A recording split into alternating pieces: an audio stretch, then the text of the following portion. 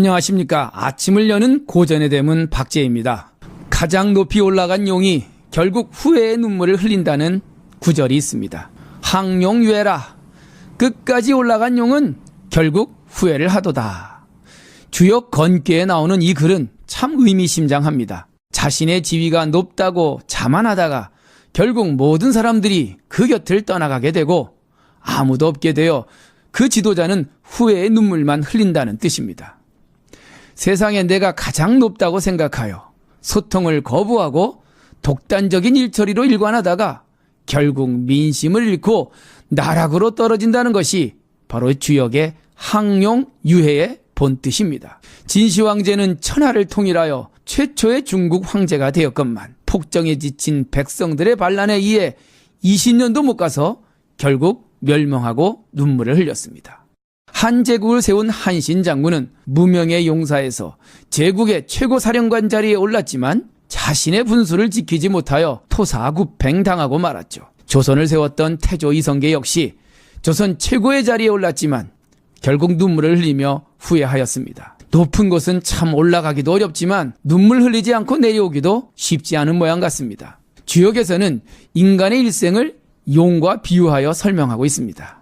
아직 세상에 나오지 않는 용을 잠용이라고 하고 물 밖으로 나와서 출세와 승진을 거듭하는 용을 띨약자 양용, 또 날삣자 비룡이라고 하고 있습니다. 그런데 가장 높이 올라간 용은 항용이라고 합니다. 결국 마지막 높은 자리까지 올라갔지만 눈물을 흘리며 내려와야 한다는 것으로 세상의 이치를 설명하고 있습니다. 태계 이황 선생은 이 주역의 구절을 임금에게 강의하는 경연의 자리에서 한 나라에 임금된 자가 반드시 가슴속에 깊이 새겨두어야 할 말이라고 거듭 강조하고 있습니다. 임금된 자가 지금 내 권세가 영원할 것이라고 생각해서는 안 됩니다. 한번 나아가면 한번 물러나게 되어 있고 나라를 소유하게 되면 결국 시간이 지나면 나라를 놓게 되는 것이 세상의 이치인데 어찌 그 이치를 모르고 교만과 독단으로 국정을 처리하신다면 결국 후회의 결말을 맞이할 수밖에 없을 것입니다.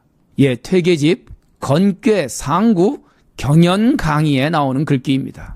지도자가 되어 주변 어진 사람들의 충고와 도움을 거부하고 오로지 자신의 생각만으로 나라를 이끌어 나간다면 국정은 흔들리게 되고 결국 백성들의 마음은 멀어질 수밖에 없는 결과를 초래할 것이란 엄중한 경고입니다. 퇴계 선생은 국가 지도자의 겸손을 말하면서 옛날 군왕들이 스스로를 덕이 부족한 사람이란 뜻의 적을 과자 사람인자 과인은 이라고 부르거나 나여자 작을 소자 아들 자자 여소자는 즉 별 볼 일 없는 작은 나라고 부른 이유는 바로 자신을 낮추는 군왕의 겸손함에서 유래된 것이라고 설명을 덧붙이고 있습니다. 재벌 총수가 구속되고 한때 최고의 권력을 누리던 사람들이 줄줄이 감옥으로 향하는 현실을 보면서 높은 자리에 올라가는 것도 참 어렵지만 그 자리에서 잘 내려오는 것도 참 쉽지 않다는 생각을 해봅니다. 노자 도덕경에 보면 공성신퇴라는 말이 있습니다. 공성, 거꾸로 하면 성공이죠.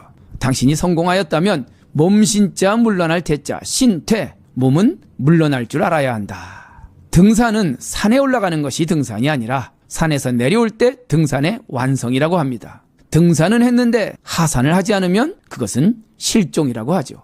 요즘 실종된 성공을 성공이라고 믿는 사람들이 많습니다. 돈을 벌고 권력은 얻었지만 반쪽의 성공에 머물며 성공이라고 착각하고 있습니다. 항용유해라. 성공에 집착하는 자는 반드시 눈물을 흘리게 될 것이다. 예사롭게 들어서는 안 될 퇴계 선생의 엄중한 경고입니다.